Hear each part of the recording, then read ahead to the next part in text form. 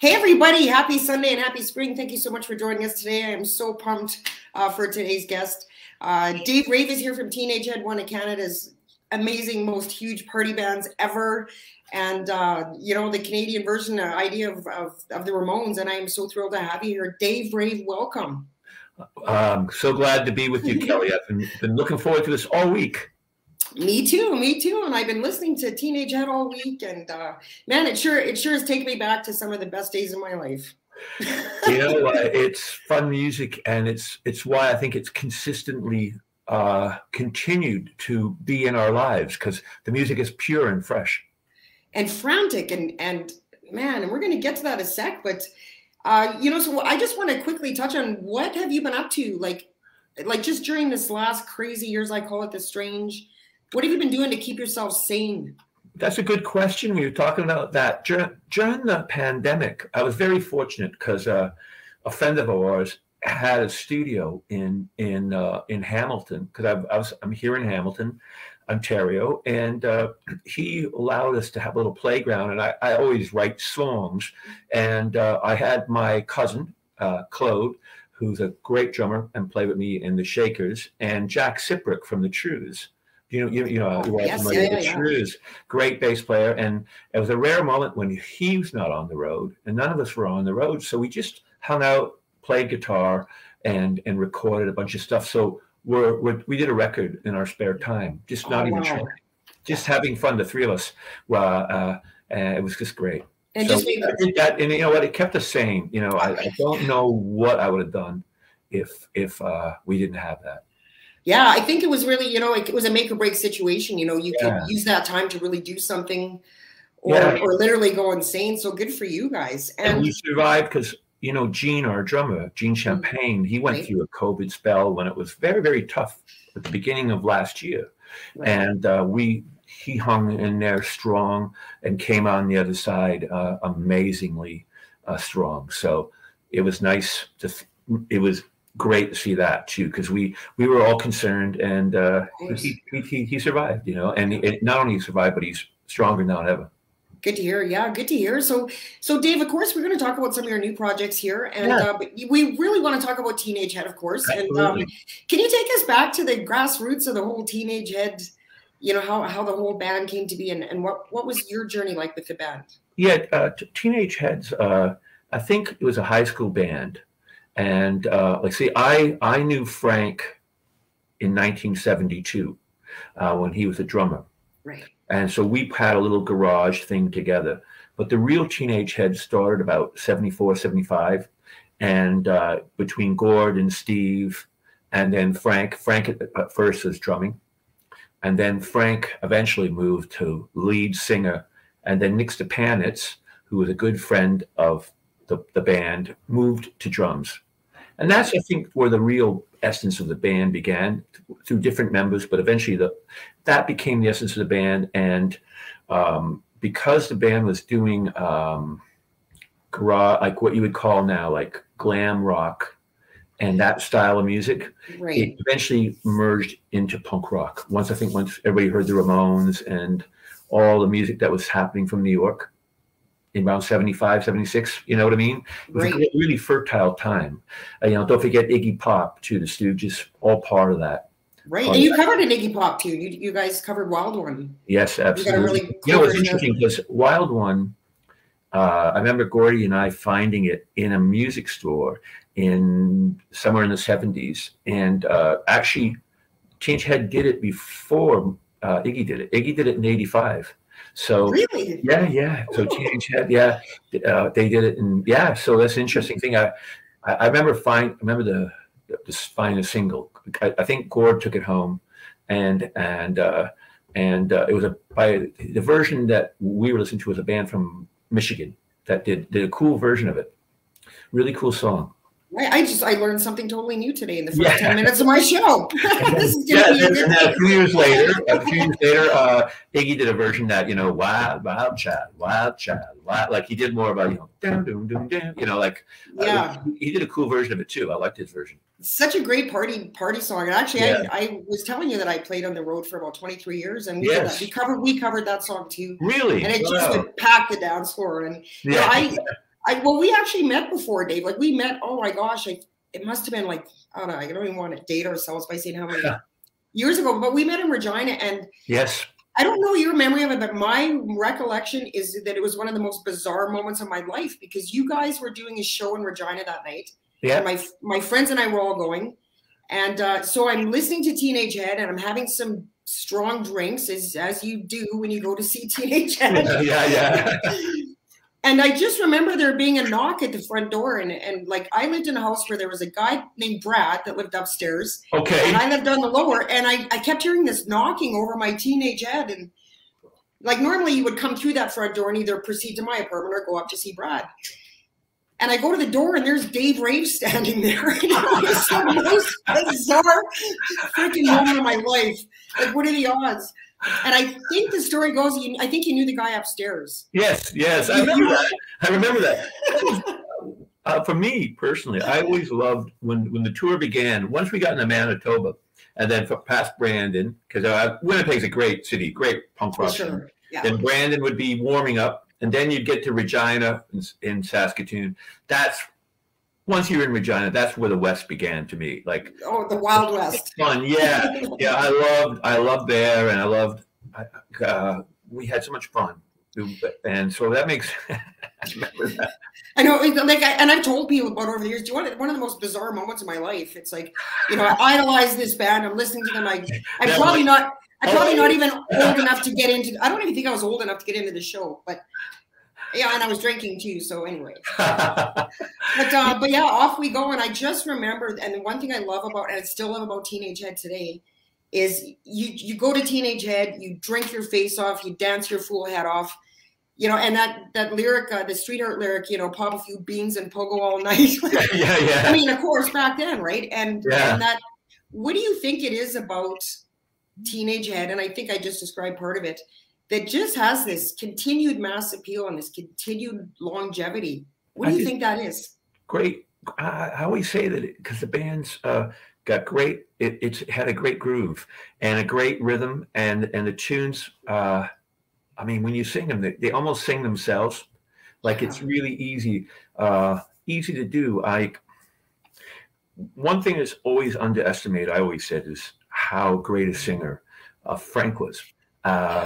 His melodies were strong, and so you got this great rock and groove with Gordy and Steve knocking it, and then that great tunefulness of a voice that and so it all comes together in a nice way, because sometimes you get the heavy, but the voice is not doesn't have that kind of feel, or you get like the great voice, but the guitars are jagged or something.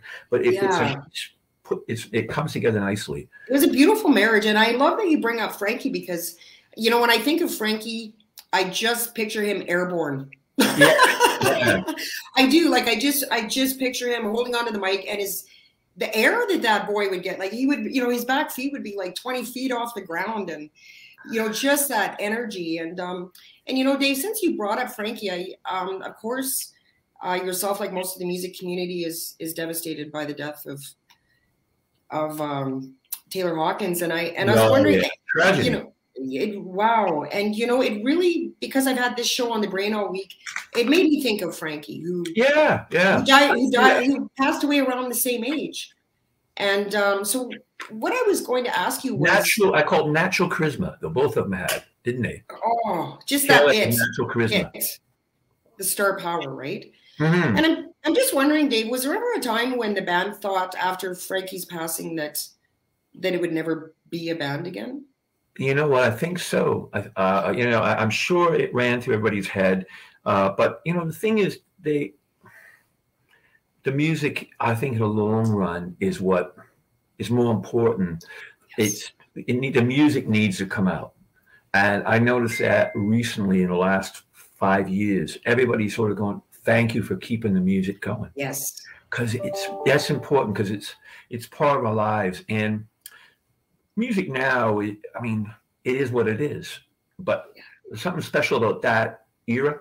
It still needs to be brought to the world. I agree, Dave. That's why we still listen to the great rock and roll. We don't put that aside. You know, like when a great group is out there, you want to hear it. Like, you know, Queen, whatever. I just saw Zeppelin. Believe it or not, they did that classic rock, right? Yeah. And I was blown away because I'm never going to see Zeppelin again. But the music's important to hear it. 100%, David. I couldn't agree with you more because, you know, this show is Canadian Icons, and so all the bands that I've had on and you know, you as a guest included, are artists that have literally been the soundtrack to my viewers' lives. Yeah. For, you know, then and now, and absolutely, we still want to hear it. And I hear what you're touching on with the new music. There's some great new music. There's a ton of amazing new music. I don't know that it has the longevity that the music from that era did. Yeah, well, I think too, one thing that I noticed now with the modern performers, and it's not a criticism, it's just the way the world works. That time, the line that I remember hearing one time, you have to be bad before you're good. Yeah, like, yes. Meaning that you have to play all of shows where nobody cared, nobody loved you, you weren't in style, or you were just finding your way. Then all that, I call it muscle. It's like that thing with a gymnast. You build it, and so when it comes together, bang, right? You see that all through the history of rock and roll. Like, you know, that, and I don't see that as much because I think people are more, okay, I'll put a video on YouTube, and if it goes viral, we'll see what happens. Right. They're thinking that way. So that might make the music a little less, might not stay with you as quick because there's not all that muscle behind it. You know what I mean? Right. Excuse me. Absolutely. Yeah. So everybody you're talking about, like from Kim Mitchell had Max Webster. Every group you're talking about, you could behind it maybe 5 years or 10 years of work like you did on the road, touring. Pay your dues.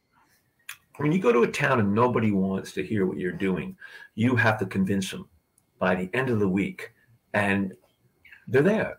You know, right. And I found that used to happen all the time. Right. You had to go and win the audience over. Really, I find that hard to believe with the energy but eventually that's in you. Right. Now you don't have to know more, right? But it takes time, right? I'm sorry about this. Okay, Dave, you know what? I'm going to just take some comments here.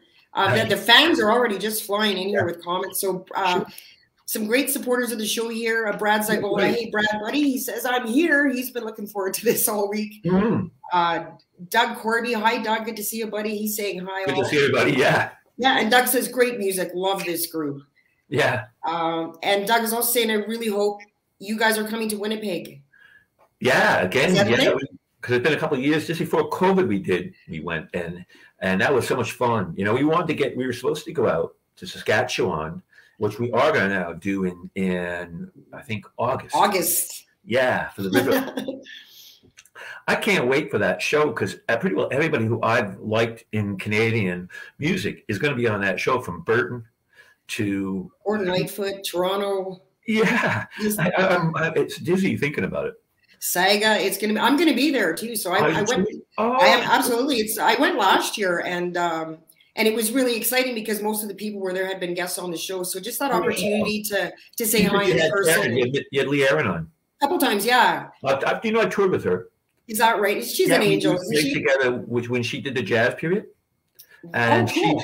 she's terrific. She's one of my favorite people. She's an angel, and actually, she's been on a couple of times, and she's going to be there this summer as well. I can't wait. I'm so glad. Yeah, it's going to be amazing. Fabi Boucher, hi, beautiful. She's a good friend of mine. She said, good morning. Lisa Freak Rock, nice. Yes. People are just super. Their comments are just flying, and so. At this point, I should also thank my friends Heather and Miles and Claude for letting me use their system, because my system's down, and they're so generous to allow me into their home on a Sunday. On a Sunday? Yeah. Yes. Yeah. Thanks, guys. Territory. Yeah, I had the opportunity to say a quick hello to them before the show, and very helpful. Yeah. Very helpful. Yeah. Cool. Barry Connors from Toronto. Oh, nice. Barry's in the house, and he says, "Great guy," meaning you. Oh, We thank you. played Maple Leaf Gardens together and That's Rock the right. River. Yeah, In Toronto. Yeah. And yes, that was a great. After, I think back now, what a highlight to be at the old gardens. Because that's yeah, we how many shows did we see there? Like unbelievable, like over the years, and plus all amazing hockey games too. That right.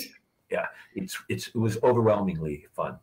Absolutely. Yeah. So, I was just thinking, Dave, the tragedy, and I've seen some of the recent Teenage Head, there's so much energy that goes into that. Yes. Where the heck did all that energy come from? Is you You know just what? feeding off the music, I would imagine. Hey? I always say that music is not you; it's a conduit. If I think about music, I'm not going to be. It's not going to be good. It's when you let it go and come through you. Like you before the show, you're just this guy here talking, but once you're on that stage, and you hear the guitars and the drums, because something, it takes over you. I love it. Maybe it's sacred to me. I don't want to know. I want to just let it run through me, as opposed to and the band, because we feed off each other. 100%. And I agree that who cares what happens? Just it does, and that's all we need, right? Yeah. Let it come through you, and enjoy what's happening, and not think, just feel. Right. David, I'm wondering too, like Teenage Head, 10 albums.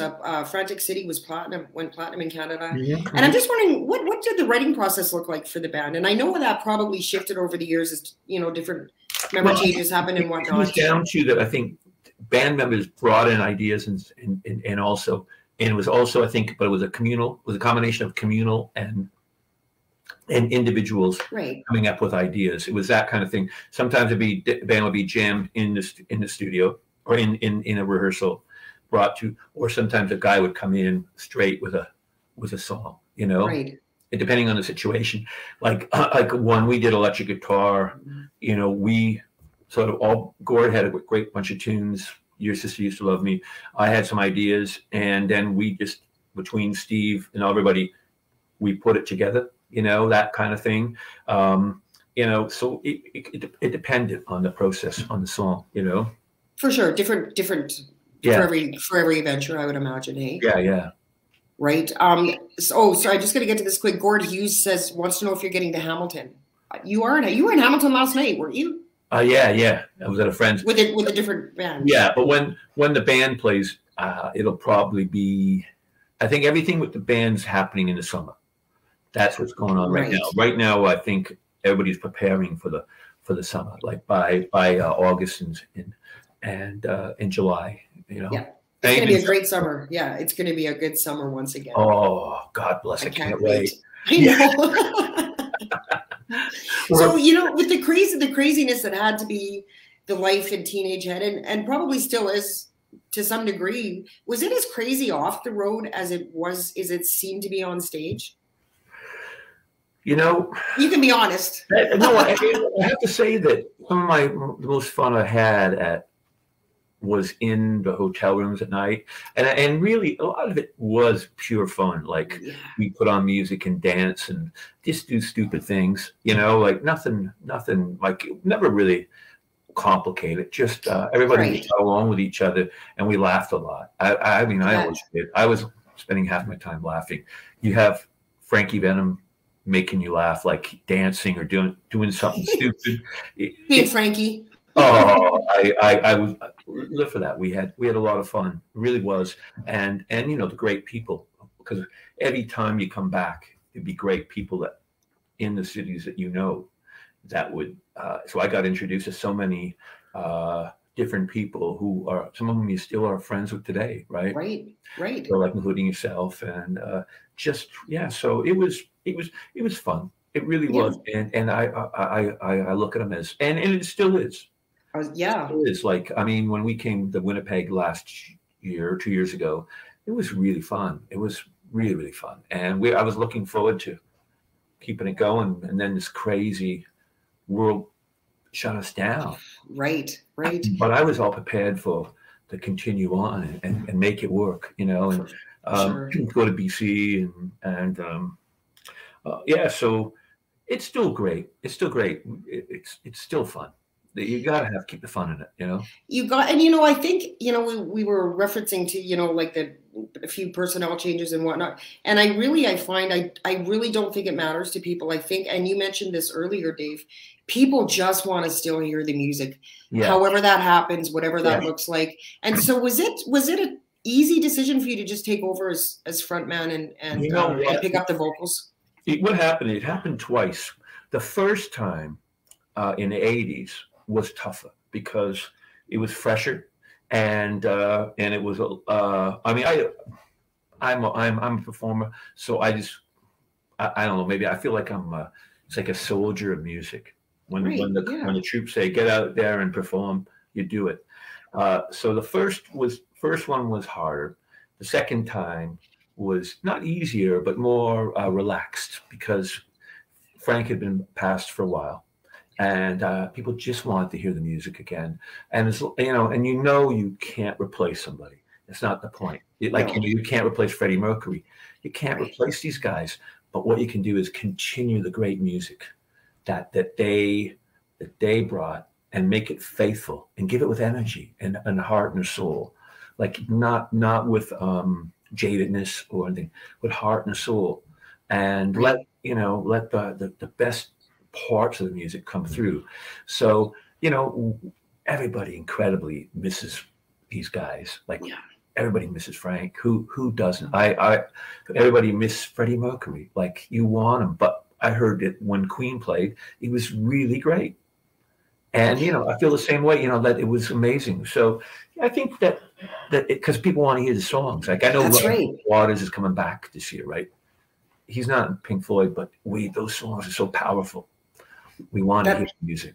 We do, and I don't think there's a sense like I had Paul McNair from Streetheart on, who of course took over the role after Kenny passed. And I think you hit the nail on the head, Dave. Nobody expects you to be that person, and nobody can replace them. But what you can do is honor them, but also add your own personality, and your own nuances, and I mean, there are some guys out there who are amazing imitators, and I give them total credit. I don't really have that in me. I just love the music and love the guys and love Frank. So it's all in here, and the heart of it. So that's what it's more for me. It's the love. And I think that's what the people see. Absolutely. I'm with some of the greatest guys in the world, and we've known each other all our lives, really. It's like family. Yeah. Gene's the youngster in the band, but he's good because he knows what should be happening. I go, Gene, because he was a fan of the band, he tells us, no, this is how you got to do it. This is what I want. And how could you not listen to a fan? That's right. That's great input to have. He's on drums, but he's also a fan. He goes, if I was watching it, this is what I want. And I bless him for that, because he keeps us, honest and humble. Honest and humble, yeah. And true to the music. Yes.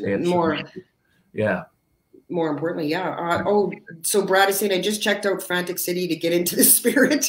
Me too, Brad. I was listening to Frantic City all morning. Yeah.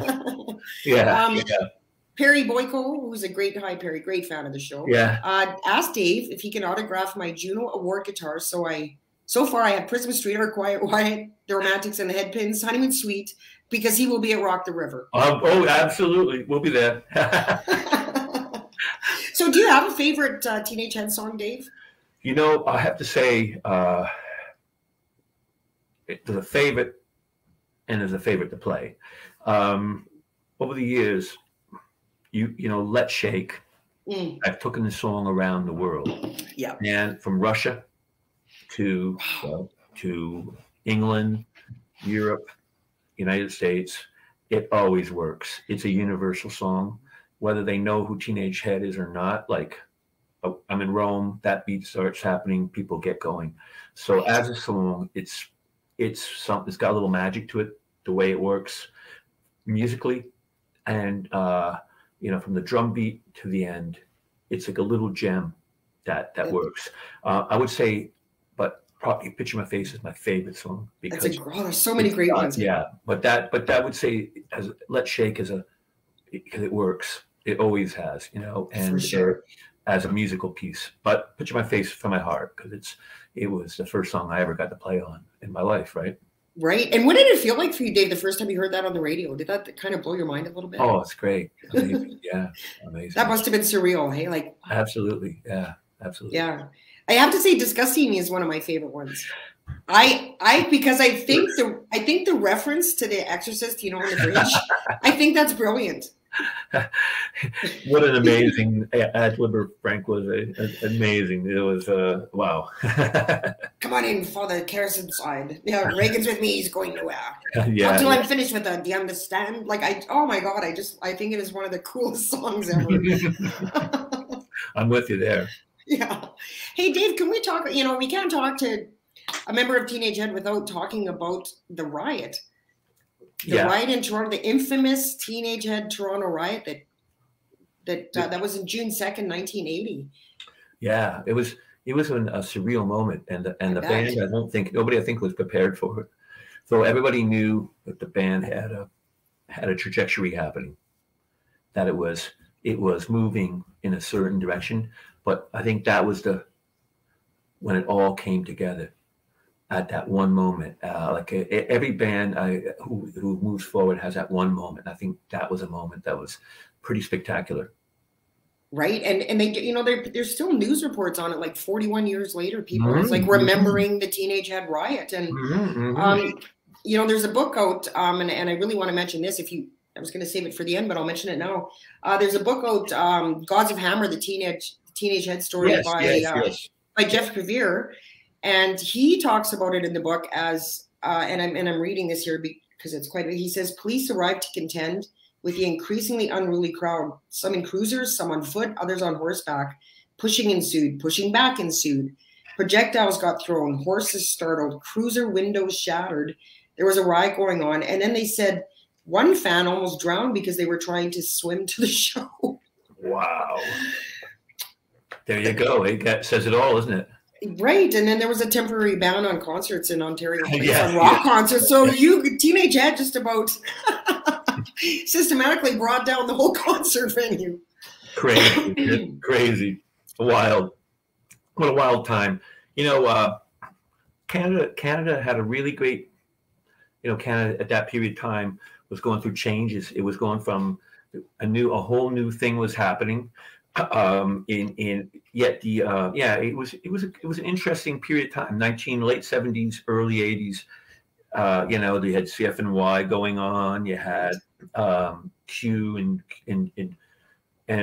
Chum in Toronto and AM radio, and it was interesting because rock was really. I look at a chart from 1980. You had The Wall, #1, but you also had like Blondie and.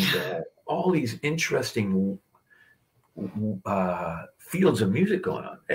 It's pretty amazing. Like we were very fortunate to be there at that time to see that diversity all together, all like moving musically. You could every day or every week you could find a new album and you go, "What's that? I got to get that." Yeah. I mean, I was like that, you know. And England was happening, and you know. Yeah, there was a lot of influences from, you know, I remember the Clash and absolutely. And of course the Ramones. And are you okay? I was wondering about this. Are you okay being, you know, like referenced as like Canada's answer to the Ramones? No, that's a compliment, right? Ramones was a band that I think Teenage Head did an album with Marky Ramone. So think about that. That was an honor. Like, you know, the Ramones we were fans. You know, they wrote great songs, and they were great guys too, right? They were amazing guys, and they were pioneers of this music. They combined a lot of different elements to make that Ramones sound, and it was contagious. A great beat, blitzkrieg bop, you know, and just high energy and great. I love it. I still do Sedated. It's such a good song. Right on. And I bet people just love that, eh? Like yeah. Just that homage. I love Sedated. It's one of those great tunes. Absolutely. Who doesn't want to be sedated, right? Especially these days, right? Yeah. Oh, right on. So, actually, Mark Gladstone from Prism is in the house too. Really? Oh, hello. He's saying hi, Dave. Hello. So, who are some of your influences, like recently? Myself? Who are you listening to these days? I'm ultimately, because of my age, I'm a 60s kid, right? And I had the older sister. So she screamed when the Beatles were on TV. Every superstar that came in, like the Stones and the Byrds and the Yardbirds and Animals, like all those bands made impacts on me because through her, even though I was like a young lad, she would be in her girls. The girls would come over to the house. We'd sit in front of only one TV in the house, right? Right. And we'd watch it. My dad would always criticize it. What's going on with this? Give me the remote. But which made me laugh. Right. But so I really watched the 60s on television and listened to all the AM radio and you go to different people's houses and listen to albums. And that was great, So we'd be listening to, everything from, whatever was on the radio. Then as the 70s came along, and music changed into the 70s vibe, you had all like great album rock that started happening. Like it sort of ended in the end of the 60s, album rock started happening, where you'd go from singles to albums. And, of course, I couldn't afford all the albums. So again, you'd go to people's houses and you would listen to different things. Oh, there's Johnny Winter, or there's, Gentle Giant, or, Iggy Pop and the Stooges, Pink Floyd. It was, again, so much to listen to. So you really were hearing, and it was still, then eventually we went backwards as mid-70s into the 50s and rockabilly. Right. We had a friend, Slash Booze, great, who had all these records that we'd heard about, but you could never find. So, we were sort of hearing Eddie Cochran and Gene Vincent and all these rockabilly guys that you'd heard about, maybe, or knew one tune. Right. But you didn't know there were any other songs with the records. You just knew Summertime Blues, but you didn't know something else. Now that got into the punk rock era, the 50s. Right. The 50s, the punks sort of adopted, because it was punk music in a way, right? Right. 50s rockabilly was punk music, and it fit. I agree. And there's a slight crossover, because I think of the Stray Cats right away, which was kind of around the same time as. Yeah, and I remember we'd go to Teenage Head Camp. Yeah, and you guys, you guys did. I was listening to Brand New Cadillac, and that to me almost has, like, some of the Teenage Heads almost had that slight crossover of rockabilly, which I think also adds to that element of energy and fun, and let's forget life. And that's absolutely it. Punk, rockabilly, and and blues and all that stuff got in there in its weird way, right? Right. It really was a really interesting era in music, and it's kind of interesting when you were talking about the albums. And you could get 45s back then. I remember every week I'd get my allowance and I would go to them all and buy like a 45 of something. And punk rock brought also back the 45. Like, if you remember, like, you could buy Sex Pistols, Anarchy, Billy Idol's first band, the Generation X. There was a good, and singles were great. I still love singles. Like, you one song, B-side, bang, you got it, right? Right. Yeah. Great.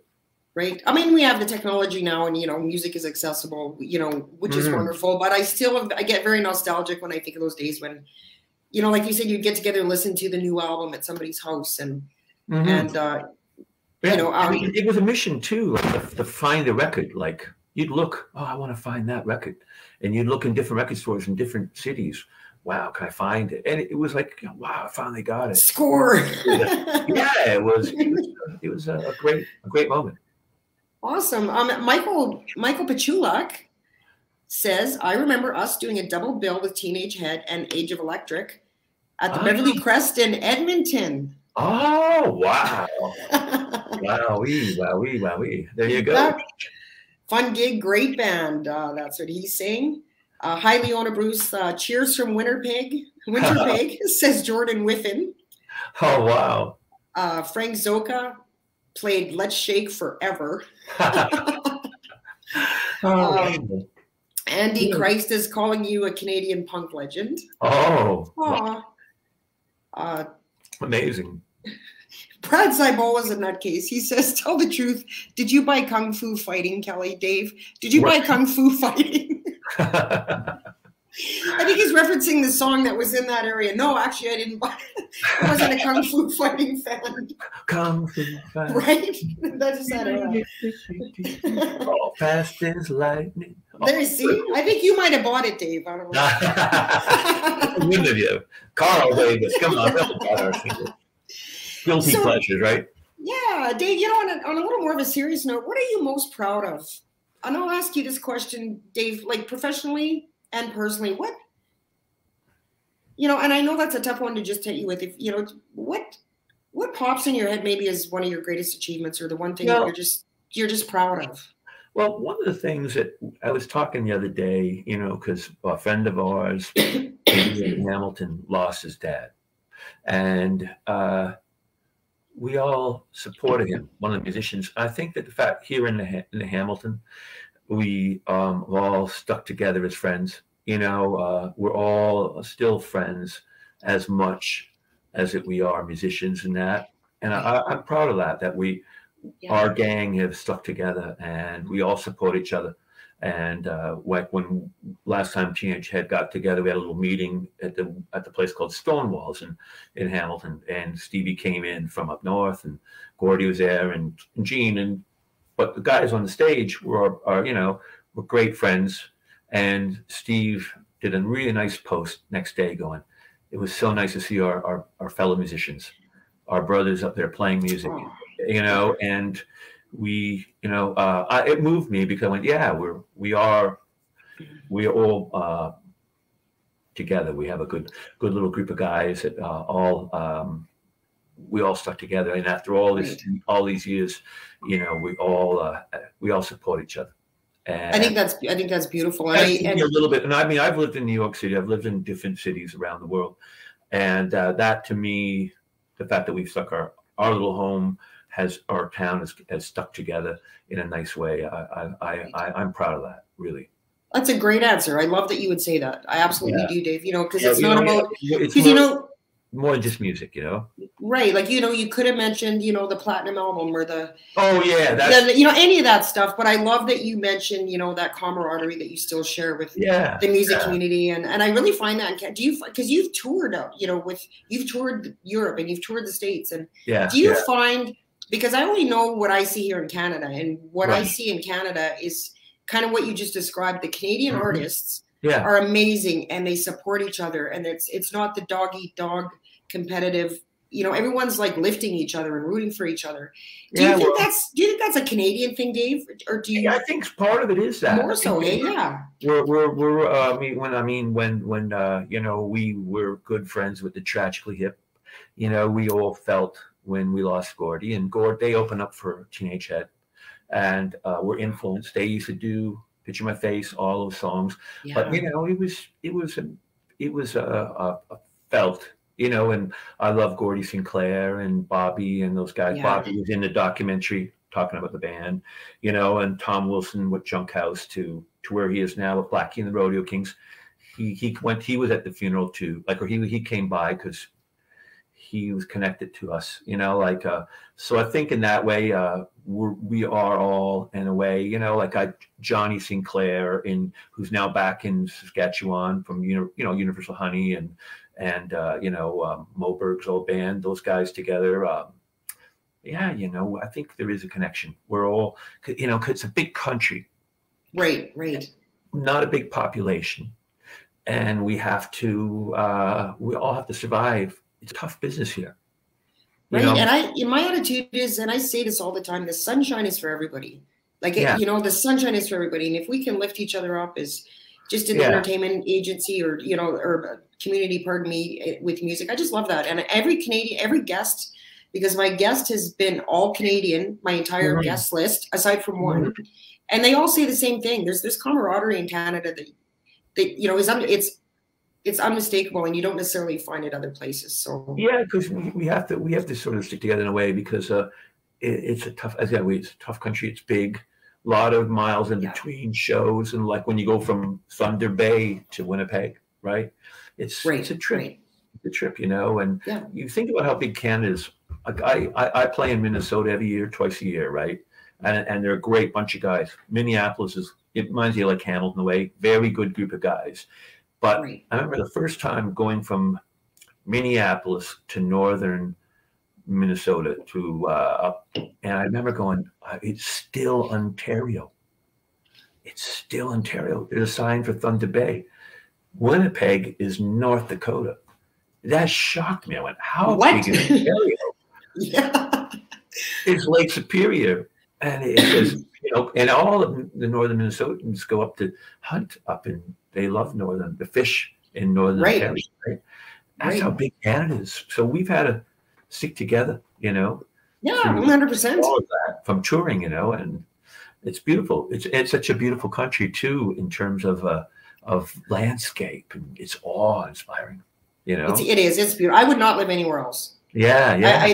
You know, and you know, you've lived a lot of cool places, and you're right back here at home in Hamilton. So it's so natural and so relaxed, you know, and I love it. I love it. You know, I miss my American brothers because we have a lot of fun. It's a wild country, and I love it. You know, but when you're in Hamilton, there's a certain relaxedness that you know.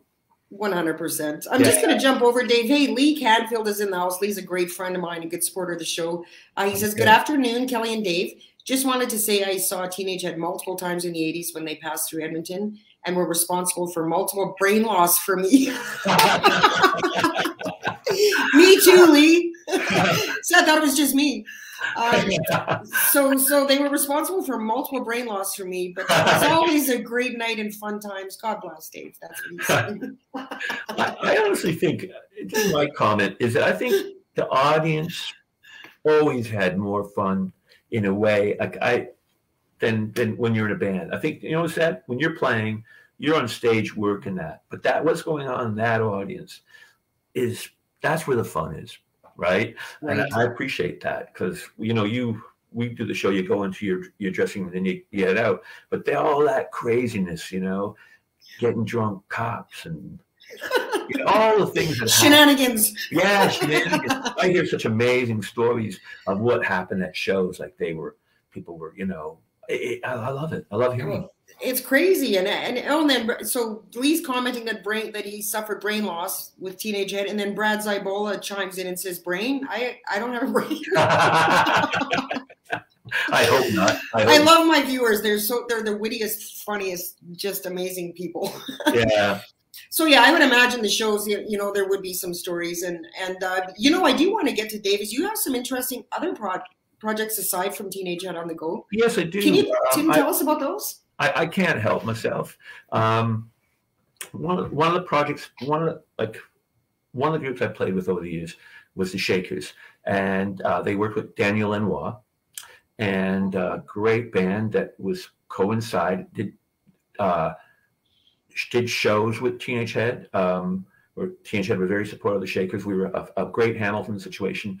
We do a reunion every 3 or 4 years. Great bunch of guys, great Hamilton musicians, and so we're going to do a show with them, which is really fun. I go to Minnesota every year. I have a band called the Governors there. Yeah.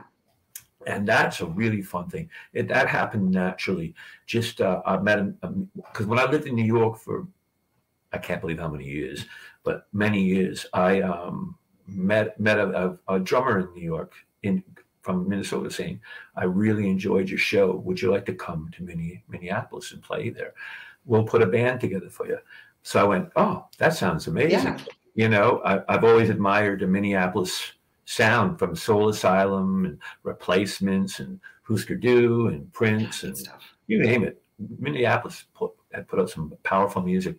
So I went there, and I'm very lucky. They accepted me as one of them. And nice. and you know, every musical area has a litmus test, right? They really have it, you know, like they don't immediately, you know, but they were amazing. They made it really easy for me to pass the test, and we had a lot of fun. And so I go there every 2 years, every 2 twice a year, and we go and record and we make records there, and we work with the guys together. So we've done about 5 or 6 albums that we release mainly in the States. They don't even come up here unless you want to buy them online. Right. But it's so rewarding musically because these guys are all great, great musicians. They come from the punk rock, but it's mixed because one of the guys is really into the whole grungy thing. So we just put it together in a pot and do it. So, and I still love doing solo records. Like I have to explore music. I can't stop. Like, just put it that way. I got something wrong with me. I gotta keep. I can't just rest. It's some ADD or something. I gotta keep working, and I love collaborating. I love working for other groups. I go up to Niagara Falls. I have a great bunch of guys there that I work with. Hometown, of course, in Hamilton, and in the States. Like, I just love getting and making music, and I love touring the U.S. I go. You can't. It's very hard to do the U.S. It's such a big country. Right. Like Canada. So I take it sections. I go to California, and I go to Minneapolis. I go to New York. I go to Connecticut. I look at it as just great places to work and great places to be. It's exciting. Keeps you fresh. And of course, every year we go to England, and I have an English. I have an international band that I play with there. Like, one guy's from New York, one guy's from Holland, the other guy's from London, from cool. Birmingham. That's really fun. We only play once a year, but it's a great little bunch of guys. Good for you, Dave. I think it's got to be, if when you've worked with Teenage Head for so many years, I would think it's got to be liberating to have the opportunity to just, sort of spread your wings and just go off in your own direction and explore new genres and ideas and work with other people. There's a line a friend of mine used to make these tape compilations for me in the old days called Just Music. Right. And he just had such a great variety of music. He said, "Don't worry, it's just music. I'll put a Deep Purple track on, and then a Cat Stevens track, and then Zeppelin, and then maybe something else. It's just music. Don't be afraid of it." I swear, I've always looked at it. Don't be afraid of it. Love it, and love all of it. We're lucky that we can do this, and we're lucky that these musicians all take the time to make the music they make. So anybody who gives me a CD, I always listen to them. I never put it on the shelf. I have a mix which I call Radio Rave. Right. And eventually I hear all of it, and I want to hear it, whether it's a young 20-something guy or a guy who's just been a veteran making work. Yeah. I love it all, and I want to hear it all, and because it nourishes you. It sure does, and there's inspiration can come from anywhere. Like you get inspired when you listen to. I do anyway. When I listen to new music, it may not be something I'll listen to forever, but I'll hear a new nuance or a new riff or something and go, that's cool stuff. The one thing I think I learned the most about music, of all of it, is that making a combination of people, it's almost chemical. So when Steve called me up and said, do you want to rejoin the band because it's time? I went, yes. Don't say no. And when we were in that room, I said, are we going to rehearse? And he goes, yeah, I guess. You know it. And I went, yeah, and I do. And so we got into that day, relaxed. We went through it. It was chemical, right? The way we played together.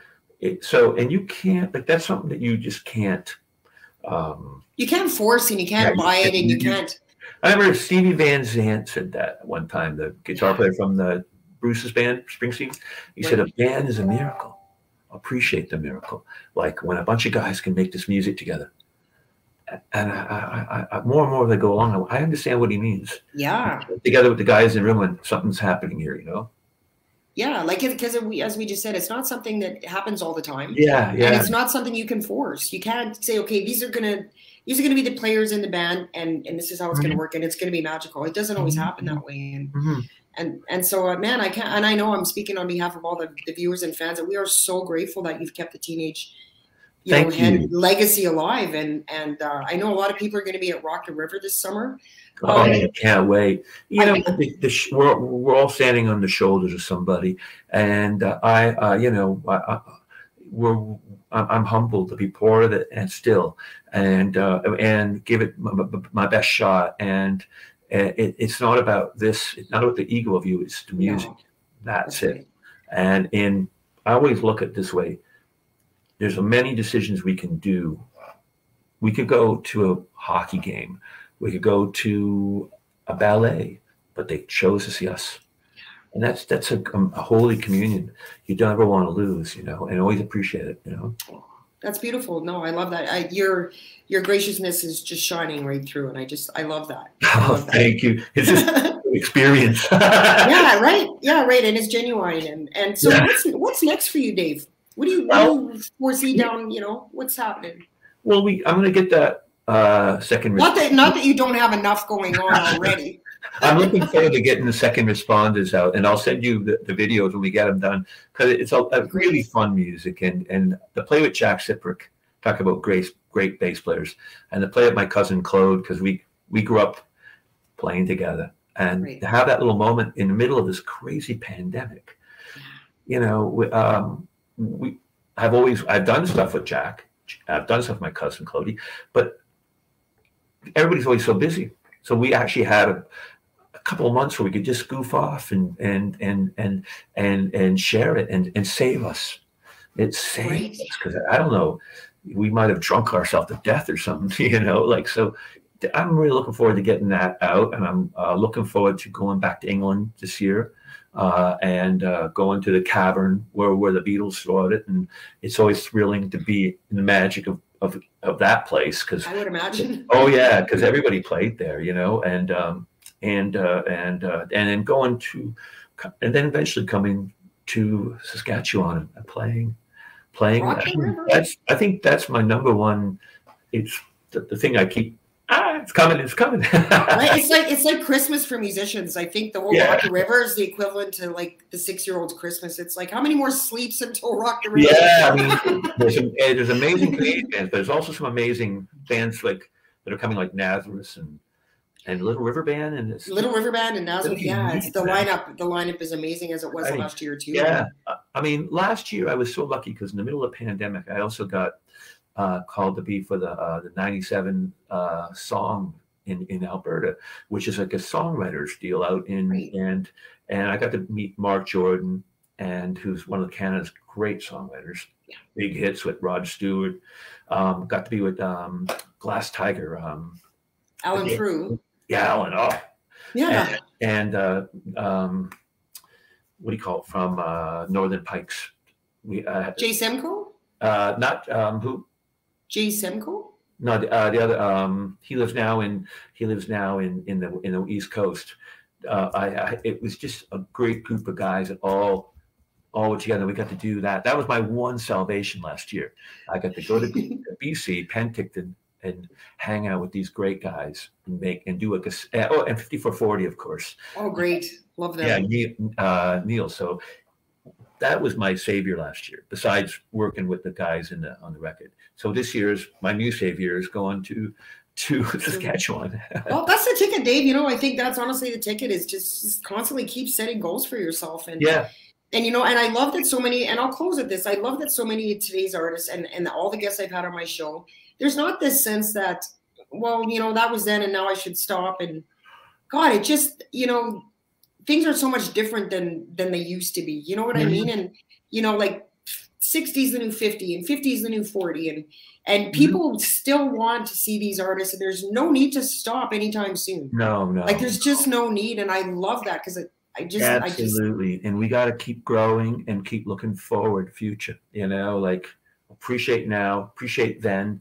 But it's now, it's important, because we're here and appreciate that, right? More than ever, more than ever. Absolutely. Absolutely. I think we took a lot for granted, and now we probably don't so much. I know I don't. You have a great show, Kelly. It's so fun to be here. Thank you. Thank you. Yeah, I really appreciate it. Everybody wants to be on your show. You know, when I saw all the people that have been on, I understand it. It just sitting here has been so much fun. Oh, I really appreciate you saying that, Dave. Yeah.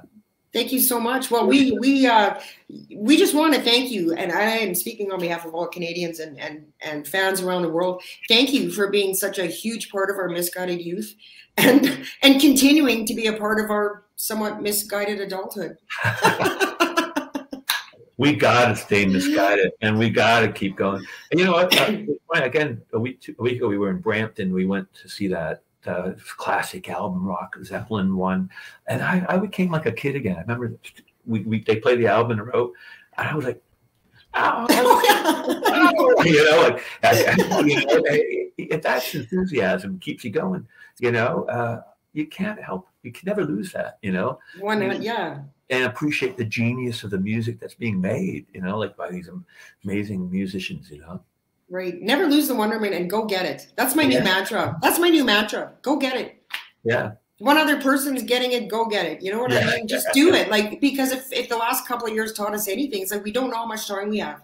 We think we have time and we don't know. Yes, exactly. You know, so yeah. So you know, and pray for, like, we're lucky right now. There's people in the world who don't have any freedom. They're working. We're pretty lucky. We're lucky that we're not in that situation, but it doesn't mean we don't pray for them and we don't keep them in our thoughts. 100%. We all do. I think every one of us, because we all are related, whether you know, at the end of the day, Dave, we're all just walking each other home. You know, we really are. Yeah. And it's only the roll of the dice that we were born here and not there. Absolutely. I toured in Russia, so I know. I remember coming back going, I get to go back. Yeah. They don't, you know, like it was amazing. Wow. What a journey you've had and continue to have, like, just from what you've told me, it's like, what an amazing journey you're on. How was that? What an amazing journey you're on. Oh, it's, you know what? Wow. It's continuing. It's beautiful. The journey keeps going, you know? Right. And it should. You know, Dave, I just want to give one last shout out before we go, because I know there are fans that are watching. There's so many comments, and I'm sorry, guys, I didn't get to a ton of them. My girl, Toby Bartlett, great show, Kelly and Dave. Hi, beautiful. I do want to say this, though. I know that you're going to want to learn more about Teenage Head as a band. And so I just want to give a shout out to Jeff Bevere's book. And the movie, and the story of Picture My Face, the story of, there's a DVD. If they look online, there's a whole movie on the band. Like, it's a whole documentary. And where do we find that, Dave? It's online. Okay. I think unfortunately, it was on TVO in Ontario, and I don't know where it went, but a lot of people have checked it out. If you go online and you go TVO, the store, Picture My Face, the story of Teenage Head, and it's I'm going to check that out. It's got movies from Heat Wave to now. Like, it went right. It goes through the whole thing, and it's quite. They did quite a nice job, you know. Is it accurate? But you know what? It's musical, and it's beautiful. You know, like it's quite an interesting story. You know. Good stuff. So, hey, guys, there you go. You can check that out. The book is available. Gods of Hammer is available on Amazon. And one last review from Hugh Dillon on the book says, Teenage Head changed the face of music in this country. I would not be who I am today without their first record. To me, they were the only band that mattered. Can I tell you one little quick story before I go? Yeah, you can. You can. I was in New York City, and I was walking down Houston Street. So anybody out there who's been in New York City, Houston Street's it's a big avenue. Like, it divides the Soho and Greenwich Village. So I'm walking downtown towards what they call the CBGB's area. You know, and I see this big billboard, and I see Hugh Dillon's face, and I went, "Oh my God!" You know, I felt the inspiration of Frank come through him. Yeah. And I went, it was beautiful. It was a nice moment to watch. I was proud. I thought, wow, there's somebody who took the best part of Frank, and made his own. Did it really incredible, and he's been such a successful musician. They're such a great. We played with them a couple years ago, and wow, are they good? But that was a great moment because it was out of context. Here I am in New York City, looking at Canada on the billboard. You know, for that movie that they did a few years about '90s. It was a great movie that they did, and they're in it. He was in it, so it made me proud. You know. Oh yeah, what a crazy moment, and what a great endorsement from Hugh Dillon on the book. Yeah. Oh yeah. And that moment you're just describing, that's as crazy as listening to Teenage Head and having Dave Rave show up at the door. That's just as crazy. You're really crazy, bro. Thank you. Oh, it's been such a pleasure, Dave. Thank you once again for joining us today, and Kelly, we just continued success. Amazing. We'll stay in touch, and and give my love to everybody who listened and all the musicians out there who've we've met on the road. So God bless, right? 100%. Thank you guys for tuning in. Grab your tickets for Rock the River this summer. You can see Teenage Ed and all the amazing bands. We're going to have some kind of fun, I'm pretty sure, but I'll be there for sure. All right. And we'll talk to you soon, Dave. Okay, God bless. Take care. Bye-bye. Bless you. Bye-bye. Bye-bye.